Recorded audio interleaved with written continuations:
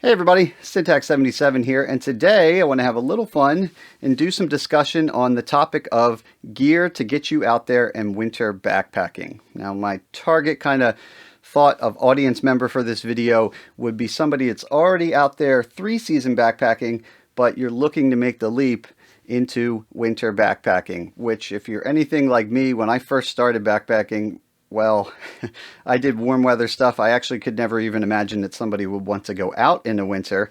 But a year or two later, and I was ready for more adventure. But I was kind of intimidated by the idea of getting out there. So hopefully this video will help you and show you that it's not as big of a leap as you may think to get the right gear to make you comfortable and successful at winter backpacking. That being said, if you're somebody out there that's already experienced with winter backpacking, hey, you might want to stick around. I know if you're like me, I like to see different perspectives on stuff, kind of helps me learn.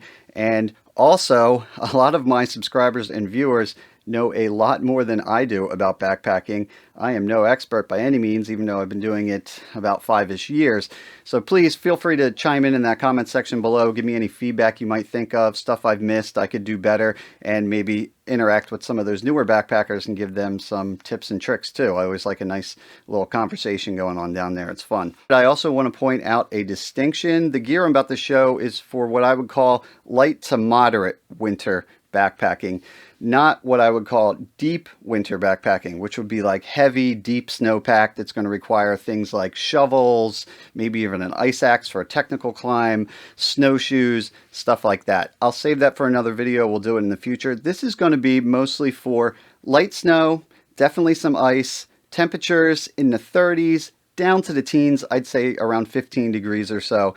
After that, I would call it deep winter backpacking. We're going to need more aggressive layers and gear to get through that for some of the sub-zero temps that I do. So we're not talking about that today, just more regular, moderate winter backpacking. I got a nice healthy page of notes here to keep me on task, and we're just going to go through all of the items that I think would be helpful to bring on a backpacking trip. Now, I've done plenty of gear list videos over the years where I show everything in my pack. I'm not going to do that today. To keep it simple, I'm just going to show you the items that I think you could supplement your kit with to get you out there in the field. If I don't bring up an item, it's because most likely it's exactly the same as my 3-season kit. If you're completely new to the game and you're unfamiliar with any of that stuff, feel free. I'll link up here on the little I button as well as down in the video description a playlist full of videos on gear lists that are very specific, and you can check that out. And in addition to this video, you can kind of be up to speed. The way I broke this down is the first half of the video is going to be more gear and equipment oriented, and then we'll save for the second half the concept of clothing, which actually for me in the beginning was one of the main things that I was most nervous about. I really just was nervous about being out there and being cold. So we're going to get into all that. It's not as complicated as you might think, and a lot of the items you probably may already have. Another thing that I'm going to bring up as we go through this video is budget items or any opportunities to do a budget item instead of a full-fledged kind of expensive backpacking gear item. Because I know a lot of you out there, if you're like me when I first started backpacking, don't want to drop a ton of coin. Because let's be honest, one of the things that makes winter backpacking so much fun is that you kind of get the woods to yourself, and it's also more challenging because you're in harsher elements, and that can make it really rewarding. But at the same time, it's also not for everybody. So you might want to try this out, and I know the saying, buy right or buy twice, and there's truth to that. But at the same time, if you can save a little money on something that some of you might decide you never want to do again, hopefully you will. And many of you, even if you like it, you're going to be doing it, at least compared to 3-season backpacking, a lot less often. So you may not want to drop a ton of coins. So as we go through, I'll give you those options. All right, so here we go. First up, backpack. Let's talk about that. Most of you probably already have a backpack, right? In my case, I got into ultralight backpacking about a year or two into my backpacking career.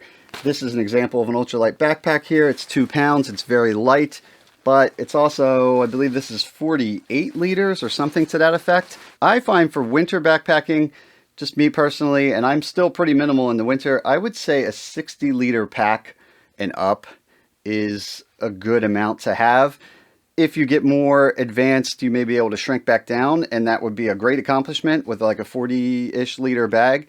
But most likely you're going to want a larger bag in the 60, 70 range, maybe even 80 if you're like my friend Mike, who brings a bunch of stuff. The good news is most people, when they start backpacking, don't jump right into the minimal ultralight packs. So most likely, I'm hoping a lot of you out there already probably have a 60 liter plus pack. So you'll be good to go. You won't have to reinvest in that. So when I first started backpacking, my very first pack was a 70 liter EMS long trail backpack.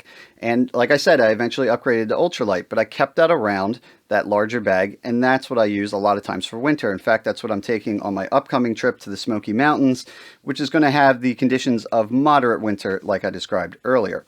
If you're brand new to the game and you're looking to go right into winter backpacking, kudos to you. You haven't bought a pack yet, so you have an advantage. You can pick something out, and keep in mind, in the future, if you want to go towards the deep winter or more technical winter backpacking, one thing to look out for is make sure to get a pack that has a lot of exterior attachment points and organizational components. The reason being, those things I mentioned before, like ice axe and snow shovels, and maybe even some crampons if you're doing like Mount Washington, you're going to want to attach those to the outside of your pack. You don't want to keep them inside, and you want to be organized. So you'll have that advantage. If you're not going to do that type of camping, then you can go with a more kind of streamlined backpack. Moving on from backpacks, I'm going to go to, there's two items that you could call clothing, but I'm going to cover them in the gear portion of this video. And that would be a pair of boots. This is something, one of the couple items here that you probably won't be able to avoid having to buy a fresh pair of, or item. This pair right here is my Garmont GTX snow boots that I bought for specifically winter backpacking. They are Gore-Tex, so they are heavily water resistant. They would call it waterproof. I've never had them leak on me, which is nice, but they're still breathable.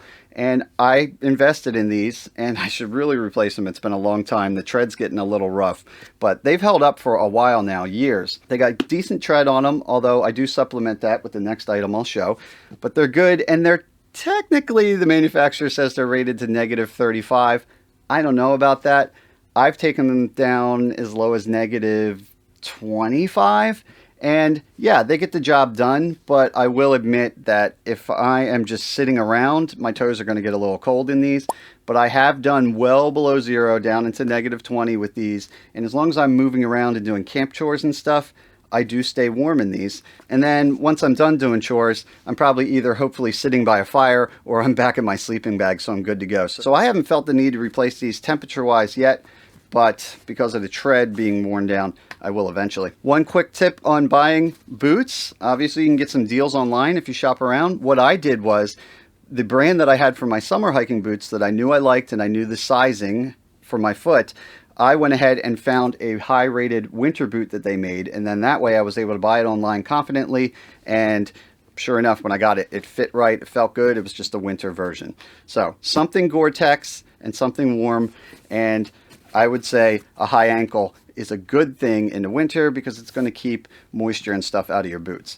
Like I said, we're not doing deep winter. If that was the case with heavy snow that we're plowing through, I would also recommend some gaiters, which kind of goes over top of this and protects snow from getting in your boot. But I don't think you're going to need to spend money on that if you're doing the moderate kind of winter trip. Next up, as I mentioned, for traction, I would recommend, and this is one of those items that you may be able to skip depending on your situation, but these are called micro spikes. There are some competitors to this out there, although I haven't seen anything really truly as robust as these.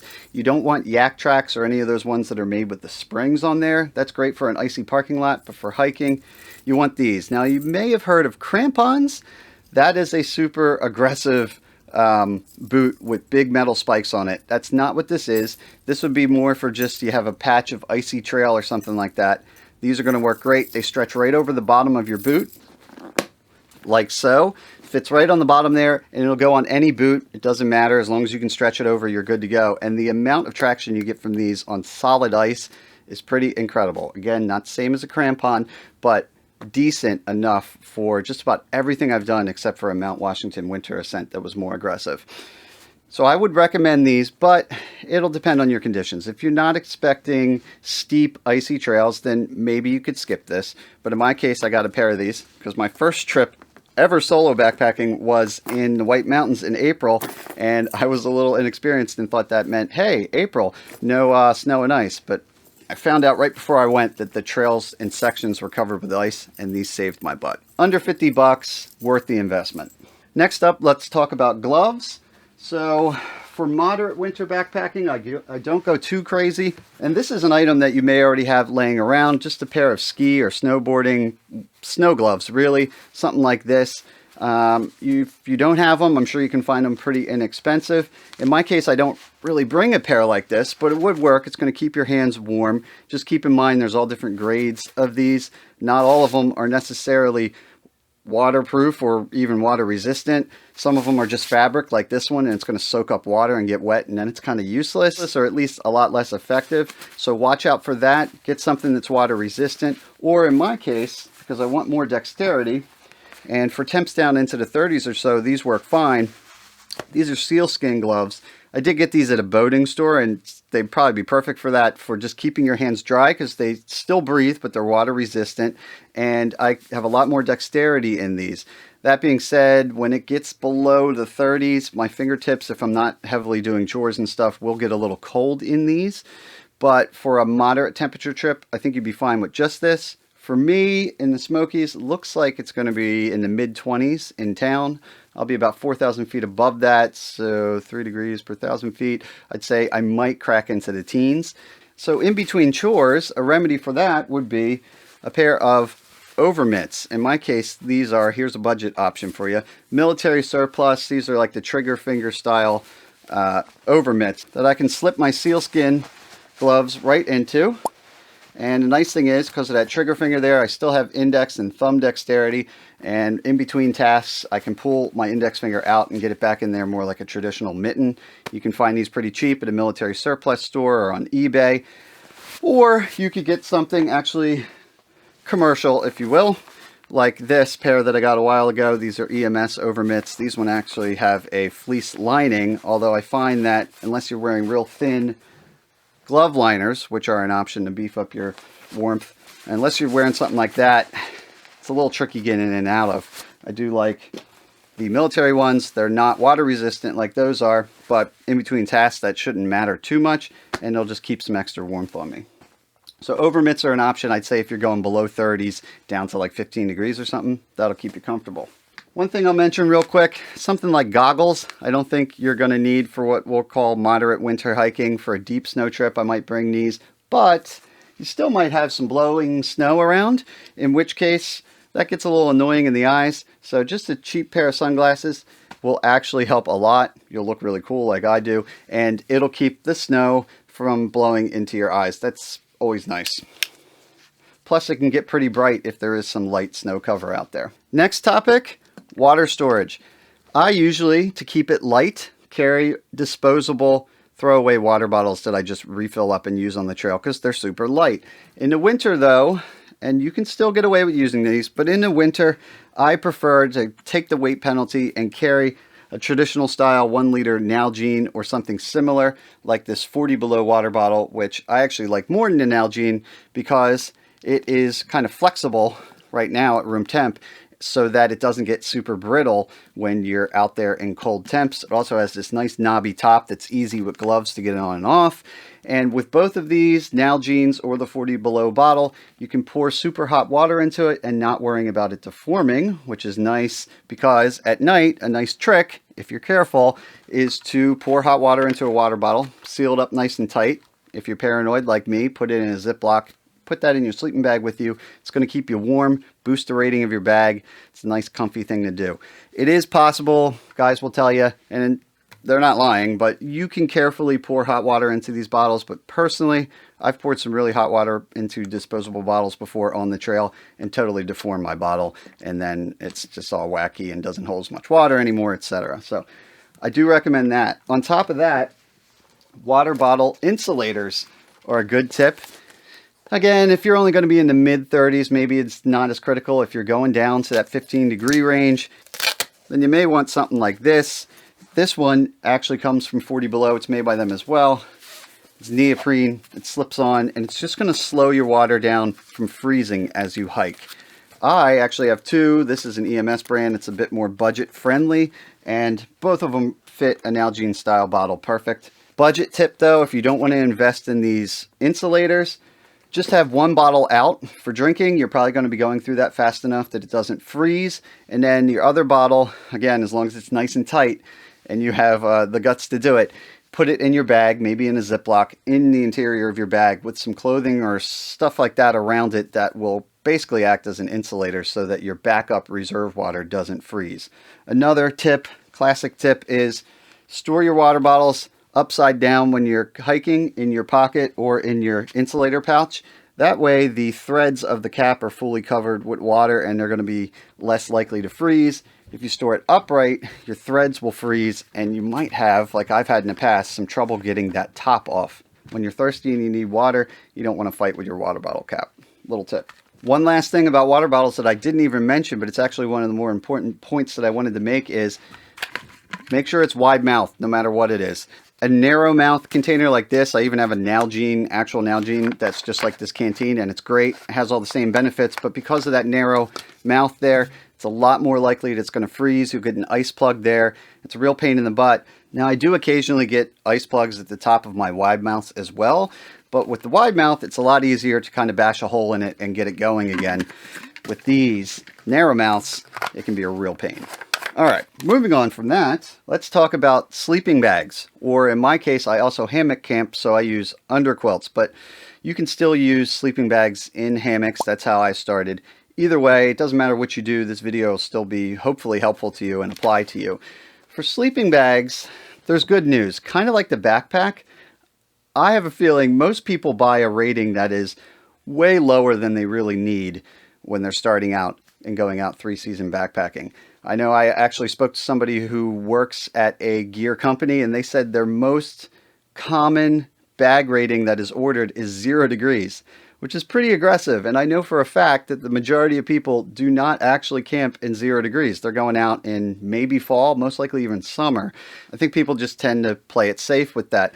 Personal anecdote, my friend Mike and his wife, they first started, they bought 15-degree bags, and his wife was going out for a summer trip. I know for a fact she has no intention of ever winter backpacking. She probably could have got away with a 30-degree, but the nice thing is, Mike's case hopefully is just like you. He had a 15-degree, and that's all he's ever had. He takes it on his winter trips, and he's good to go. So there's a good chance that the bag you already have is okay for moderate winter backpacking down to 30 for sure. You probably have something like that, and maybe even 15 degrees.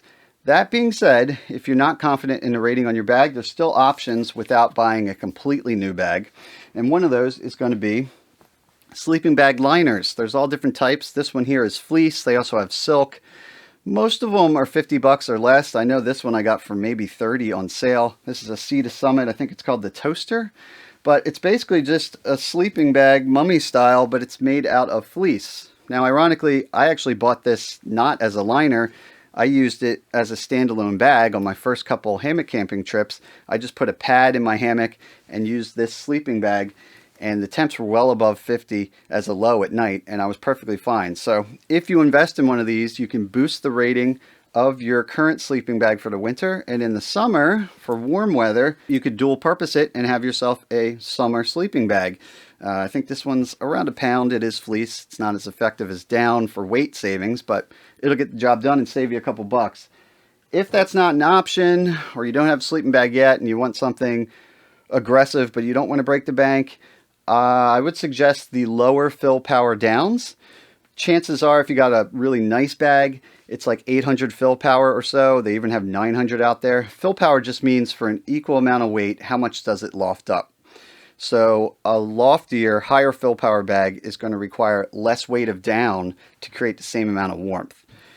So you can go out and find 600 fill power bags for a lot less. I got a 0 degree Kelty Cosmic Down bag, and it's 600 fill power, but it's still 0 degrees.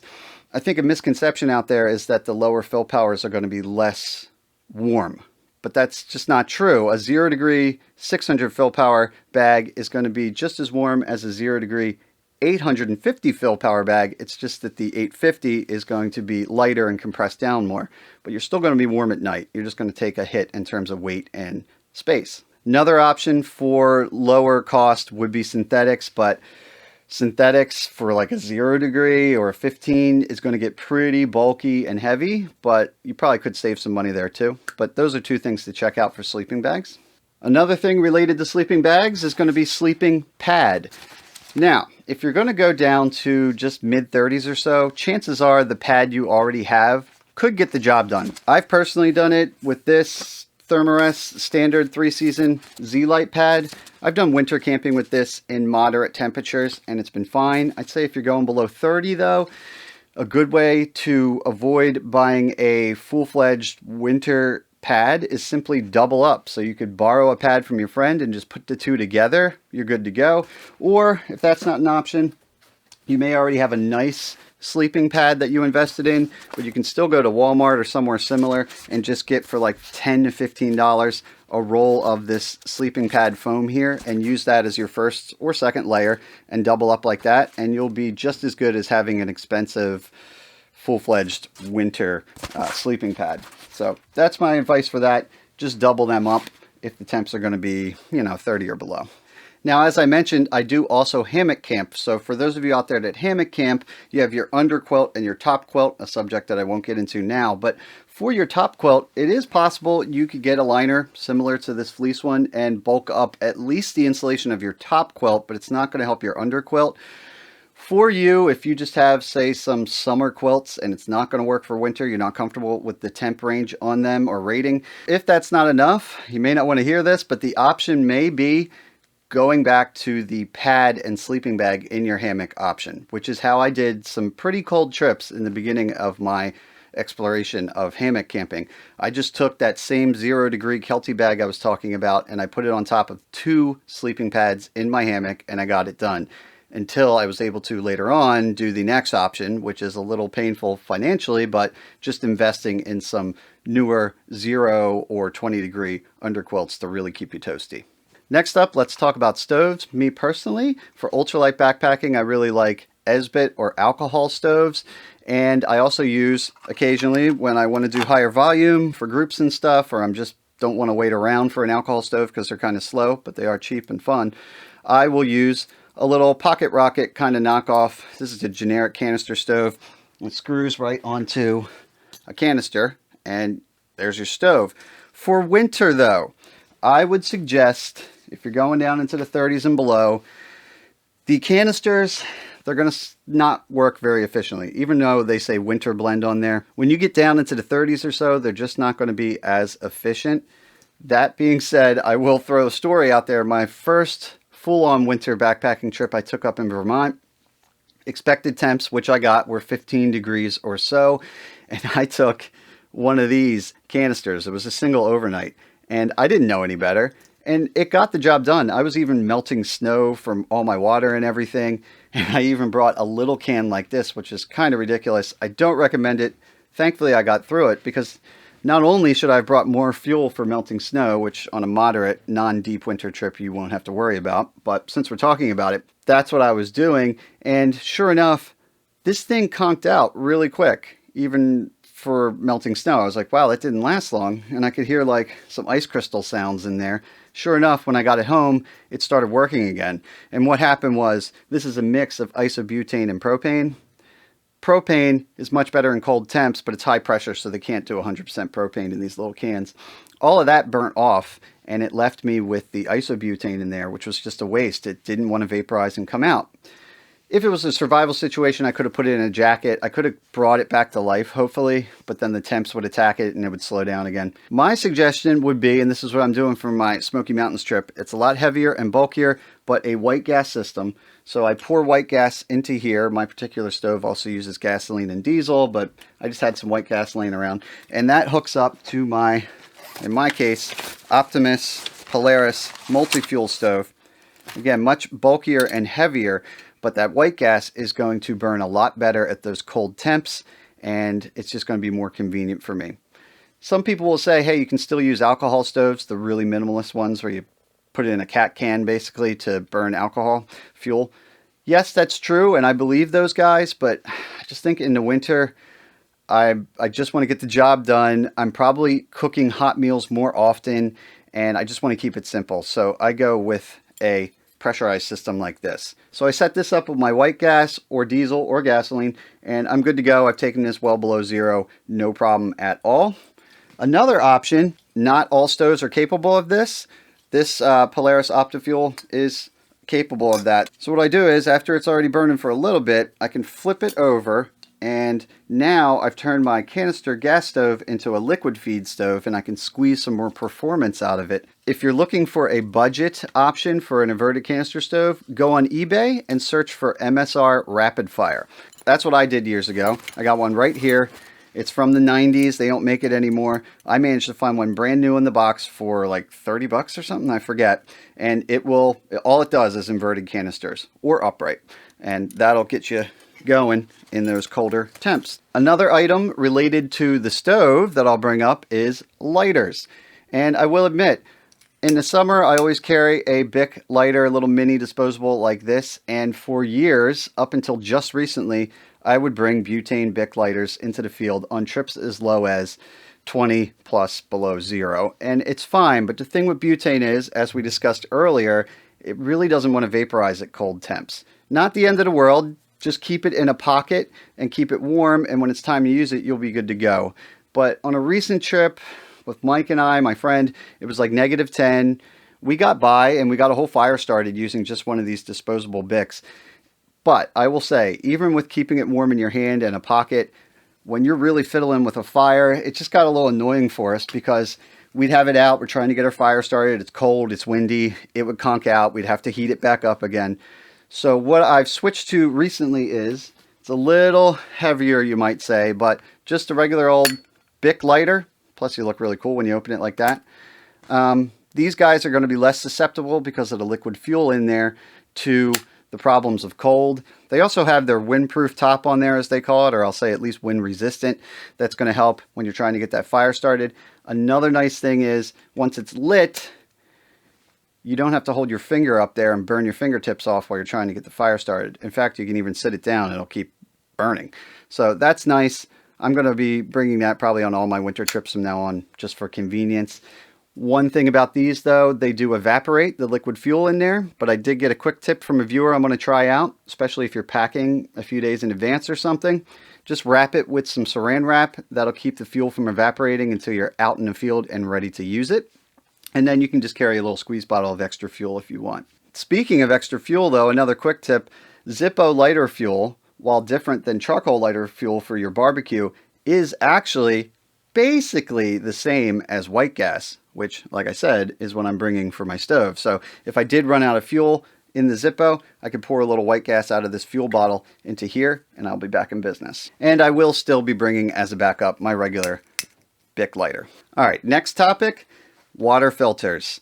While I have, I'll admit, plenty of times I've taken regular water filters, if you will, hollow fiber membrane styles like this, or even a pump one. You can take them out in the winter, but when these things freeze, well, as you might guess, they don't work because they're frozen, water can't flow. On top of that, though, just about all these filters are going to tell you that once it freezes, you can't really trust it anymore because the water might have expanded, damaged the filter, and now it's letting bad stuff through. The solution to that, very similar to the Bic lighter, is just always keep it on your person to keep it warm, because you never want it to freeze. So you can put it in a Ziploc and do that. I've done that in the past, but it gets a little stressful.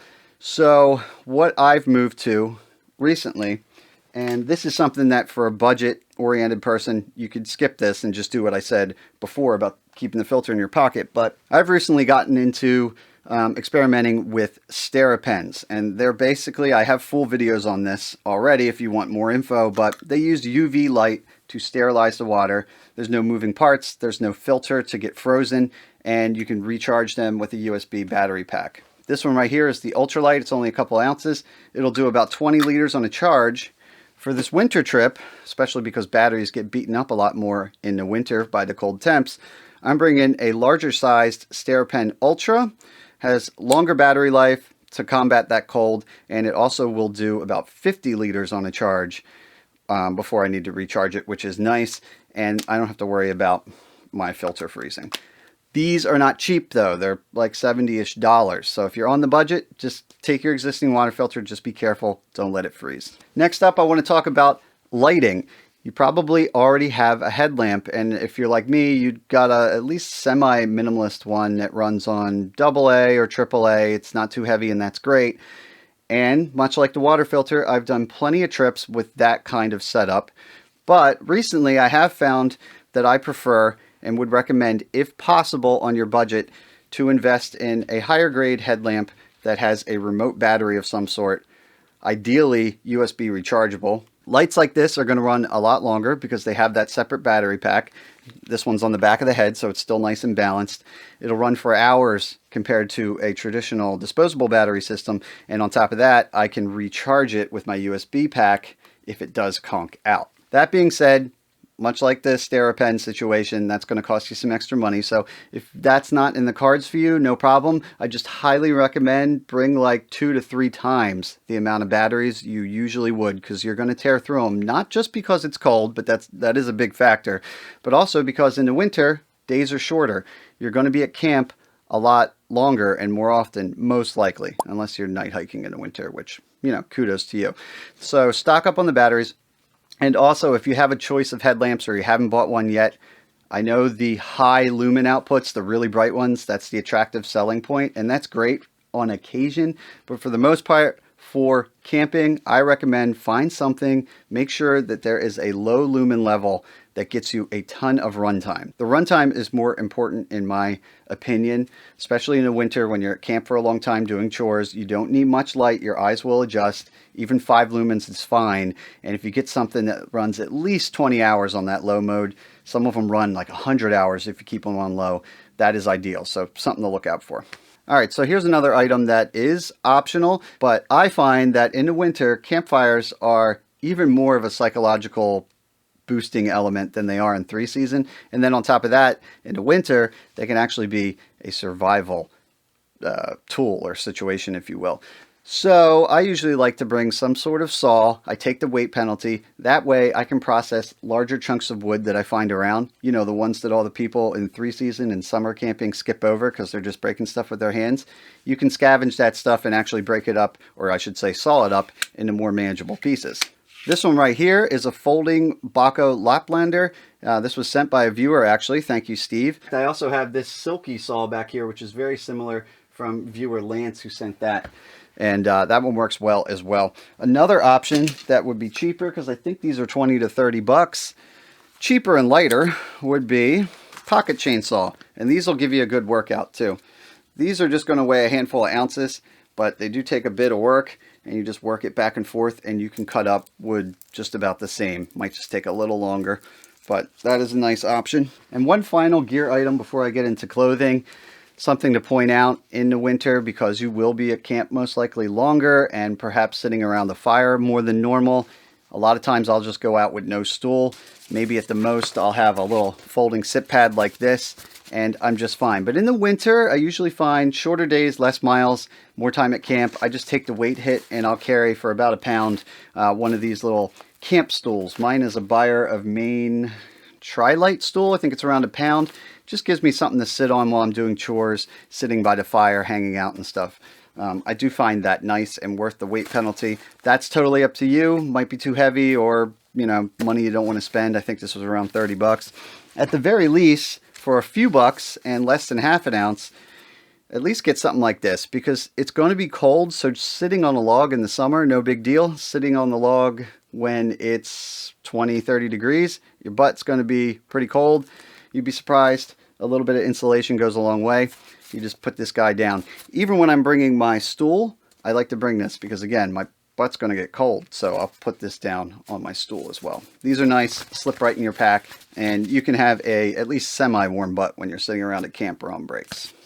All right, so that covers the gear items. Now we'll move on to clothing, which, as I mentioned earlier, is something that really made me kind of nervous in the beginning. But don't worry, you can get by without spending a ton of money. A lot of the items you might already have. It just really comes down to a couple key crucial items, as well as layering, because we're not just going to be sitting around out in the cold. We're going to be alternating between heavy periods of hiking and then taking a rest or a break or setting up camp and then sitting at camp. So you're going to want to adjust your layers of clothing as you go, which is another reason that I didn't mention earlier, but another reason you're going to want a bigger backpack most likely. Make sure to remember that and factor it in. You may have your clothes I'm going to wear set to the side, but as you're hiking, if your bag's completely full, I guarantee you're going to take some of those layers off. There's been times that I've been down to a t-shirt and a hard shell in some pretty cold temps because I was working so hard. You're going to want space in that bag to put those clothing items away. But here we go. On the clothing, we'll start with base layers. This is something that you may already have just from living life. Base layers, fancy word for just the first layer, which is usually what you would call long johns or long underwear. For hiking, I would recommend making sure, check the tag if you already have some, that they're not cotton. You want something wicking. All of my items, even for summer and 3-season, I try to stay exclusively synthetic. People will chime in and say they got by for years on cotton, they didn't die. That's true, but you're going to have a higher success rate in general if you stick with synthetics or wool, because it's going to continue to work when it's wet and it's going to dry quicker. In my case, I have two options here. I have one that is fully synthetic. I believe this is all polyester. This is from Patagonia. I went on a vacation. I had no choice. I forgot mine, so I bought some expensive ones. The other ones that I had that I left at home, you can go on Amazon or whatnot, and these are cold proof. I actually like these a lot. You can get synthetic ones that are real cheap, or in the case of these, wool, merino wool is super good at regulating temperature. It actually keeps you cool when you need to be cool and warm when you need to be warm, and it also dries really efficiently. But it's also expensive. So if you want to drop the coin, go ahead and get some full-on merino wool base layer, both long john bottoms as well as a top, right? Which is very similar. It's just your top. But in my case, I kind of split the difference there. And this is a blend of polyester and wool, 30% wool and polyester blend.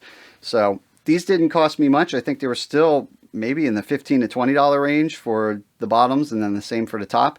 These keep me real nice and warm. And like I said, because of that wool mix in there, when I do really work it and I'm overheating, it's not as bad as, say, with cotton or a full synthetic. It stays pretty comfortable.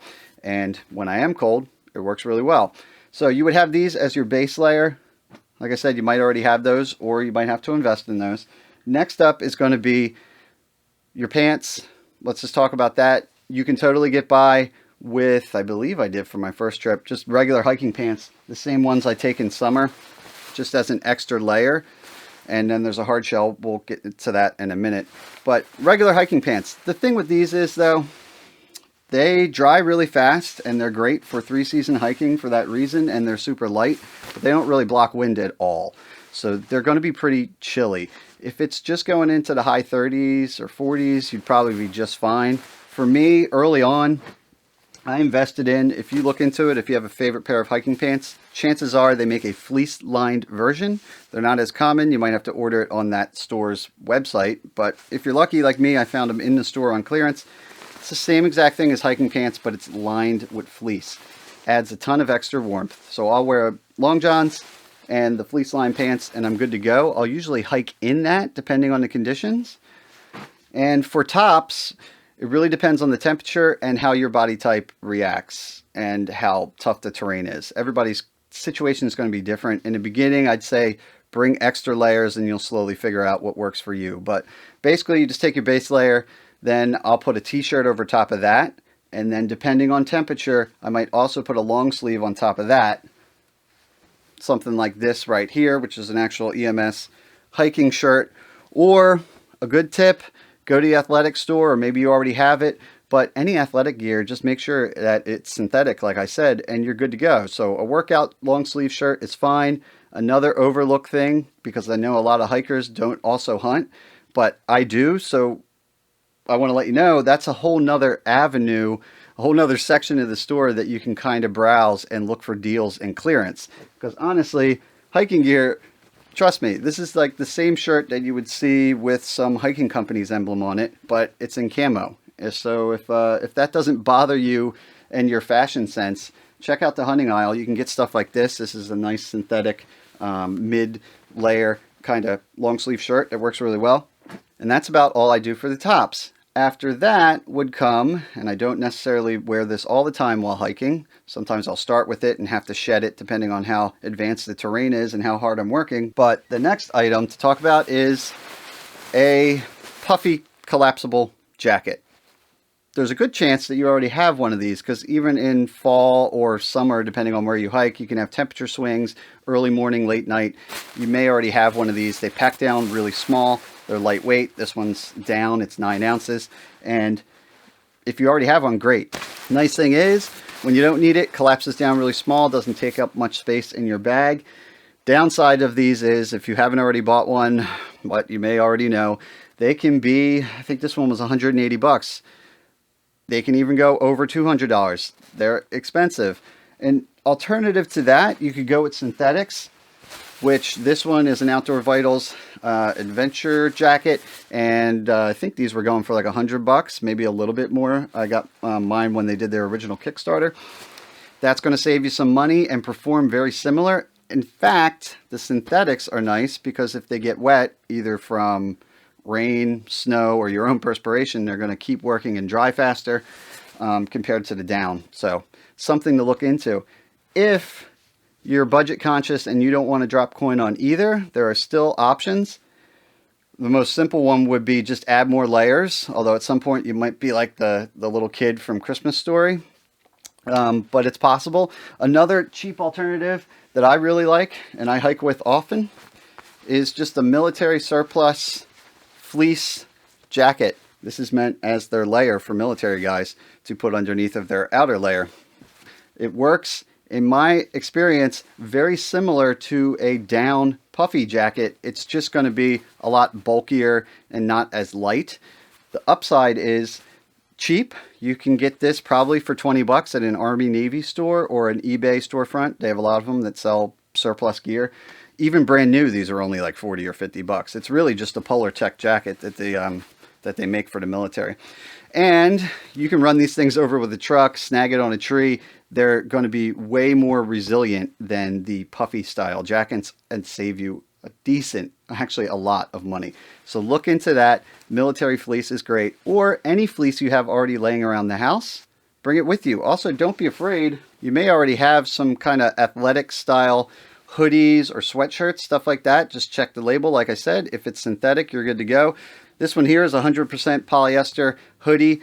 It's a little thin, but there's thicker ones out there. You might already have it in your closet. No, it's not going to be the same as the down puffy jacket or even the Polar Tech military fleece, but it's something. You can combine it with those other more layers underneath, or perhaps your temperature range just isn't as low. You might just be fine with something like that. Another option for less bulk, but in that same kind of athletic, possibly around the house type thing, is fleece vest.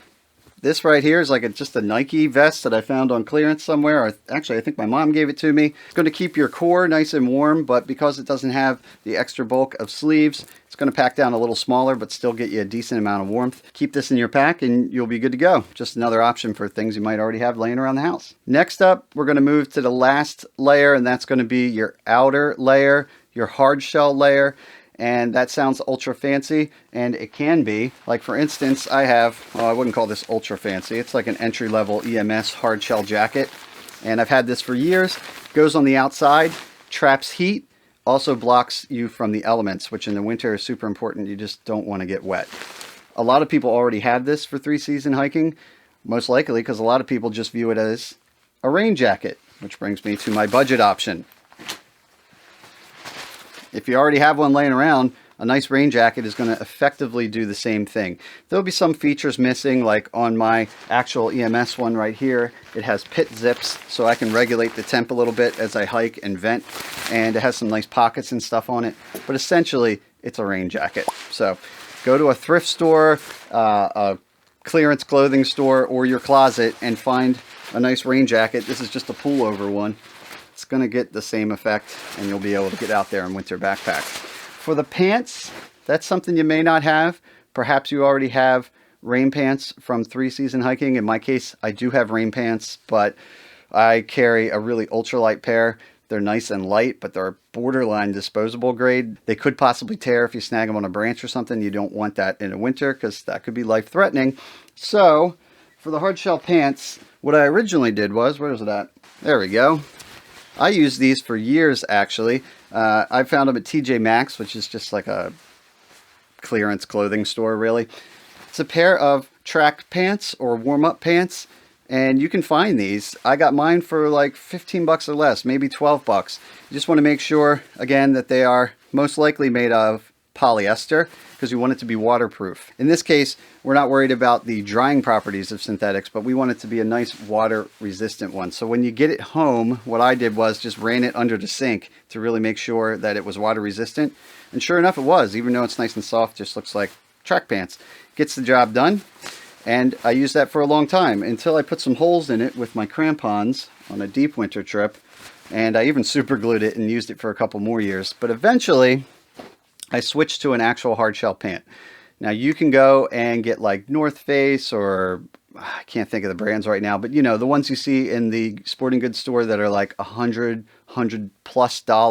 You can get those to work fine. They're going to have nice features. In my case, I was at the Army Navy surplus store one time, and I got a pair of these pants, and I love them. Highly recommend it. Go to a surplus store, or like I said before, eBay. They have a lot of storefronts for military surplus. These were actually new, but I still got them for, I want to say, $50 or less. Just shop around. These are actual military issue. They call them their ECWCS, Extreme Cold Weather Clothing System. And these ones are actually probably, maybe you'd say, a size too big for me. It's just what the pair that happened to be on clearance. But it worked out because, remember, you're going to pull these on over top of your other layers, and most likely on and off throughout the day, depending on how hot you're getting and your conditions.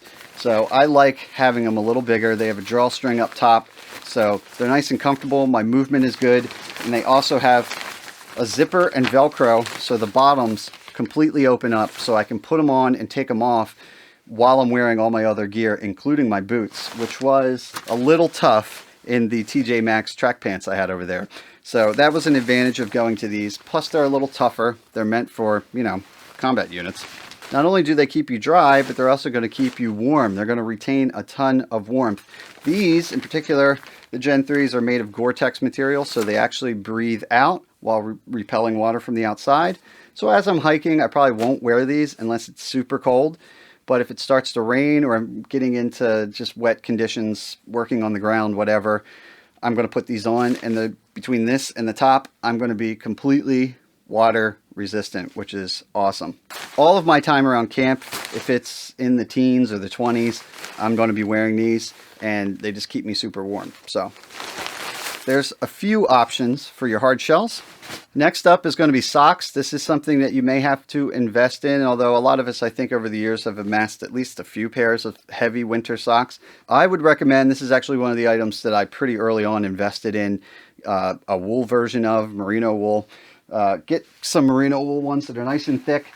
Because of those properties I talked about earlier, they're going to keep your feet both cool and dry as necessary. These are some big thick ones right here. They have synthetic versions as well. And underneath, in the winter, I always wear sock liners. So this not only adds extra warmth, but it also, this extra layer here is going to wick away moisture and keep you remarkably dry. These work pretty well. These are Carhartt sock liners. Budget tip, they're really similar to dress socks. They're like super, you know, tight-fitting socks. If you have some dress socks that are actually all synthetic, I haven't tried it, but I imagine you could get the same effect. Now, whether or not you wear these big, thick socks while hiking or just at camp is going to depend on your warmth, body type, as well as the conditions. So that's up to you. Sometimes I wear them while hiking. Other times I'll do a mid-grade layer, which you may already have just for, you know, cooler 3-season trips. I'll hike in these, and then when I get to camp, I'll put on my thick ones, and it'll keep my toes a little toastier. We're in the home stretch here. Let's talk about hats. Most likely, many of us already have a ski hat laying around, so bring that with you. In my case, I bring 2 all the time. One as a backup, because while you're hiking, you may get precipitation on it, some falling snow from branches, your sweat, whatever. So I like to have a hiking one as well as a sleeping one. That way, if this gets wet during the day, I still have a nice dry one to keep my head toasty. I sleep with a hat on, especially because in a hammock, I don't have that sleeping bag hood over my head, But with the hat on, I'm good to go. I'm feeling fine. This one's a little lighter grade for sleeping, but choice is yours. I usually have a thicker one for while I'm hiking, depending on the temperature conditions. This one I actually got at a surplus store as well, and it unfolds into a balaclava as well for full face protection. So that's nice, which leads me to the next thing. I don't have it here, actually. I have something similar, but one of my favorite items is, shoot, I'll have to pop it on the screen. I forget the name of the brand, but it's basically a neoprene face mask that I can also roll down and keep right around my neck. It works as a neck gaiter. You'd be surprised how much having something around your neck in that collar area really traps in heat and makes your whole body warmer because you're cutting off that draft. So I'll usually keep that on all the time, and then if the wind starts blowing or whatever, I get cold, I can flip it up, put it over my face. Unfortunately, I think I might have left that up at the cabin or something. I can't find it. But I do have this, which is similar and probably cheaper. I'll try to see. All this stuff I'll put links in the video description. I'll try to hunt this stuff down. But this one here is fleece, synthetic fleece, and it can be a full face mask. All right, it's got some draw cords. It's not the most fashionable thing in the world, but I like this because this will keep the wind off my face, keep extra warmth if it's really cold at camp. And then also, if I want, I can flip that out of the way. I'm sure I look goofy right now, but I can flip that out of the way, or I can flip it all the way back, and now I basically have that neck gaiter. This one's a lot bulkier, so I might overheat if it's only in the 30s, but that other one I was talking about is just the right size, but you get the idea. So I do like having something like that, but that being said, if it's only going into the 30s and you're not pushing into the 20s or the teens, you could probably get away with not spending money on this. Another budget version, actually, I would say, if you already have a buff, which most hikers do, these things are versatile, right? A lot of times you do fun like things to your head. I don't know all the moves, so I won't attempt it. But if you pull this down, you've got yourself a neck gaiter. So you may already have a buff, and there's your neck gaiter right there. And then if you want some wind protection, pull it up, pull your hat down, you're good to go. All right, well, according to my notes, that's it. We made it. That's all the gear that I have amassed over the years and added to supplement and would recommend to hikers out there to add to their gear to go from 3-season to winter backpacking. Hope you enjoyed it. Hope you got something out of it. Like I said earlier, please feel free to chime in the comment section below with any recommendations you might have, things I could have done more efficiently, things that work for you. Get some good conversation going. That's always fun. Last thing I'll do before I wrap up, I will recommend just a few videos. I'll link them either up here or in the video description as well. If you want to see Mike and I really early on to winter hiking, there's a video called High Winds Hiking. We got hit by like some 80-mile-per-hour winds on the top of the summit, knocked us over. That alone made me really like the video. But you can also see two people really new to winter backpacking. I think we were experimenting with just wearing medical gloves for wind protection, which did actually surprisingly work and maintain dexterity, but they didn't breathe at all. I wouldn't recommend it. That was kind of goofy. Also, remember we talked about hard shells? Mike hiked in that hike with just long johns and regular non-fleece lined hiking pants like I showed earlier. Would not recommend it.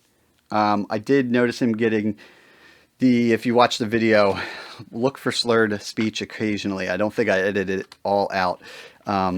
Yeah, I think he was in the beginning stages of hypothermia because those pants soaked up water, and while they dry really quick in the summer, in the winter, not quite the same. So he was probably a little bit in danger. Please bring hard shells when you're on these trips because we might have gotten away with it on that trip.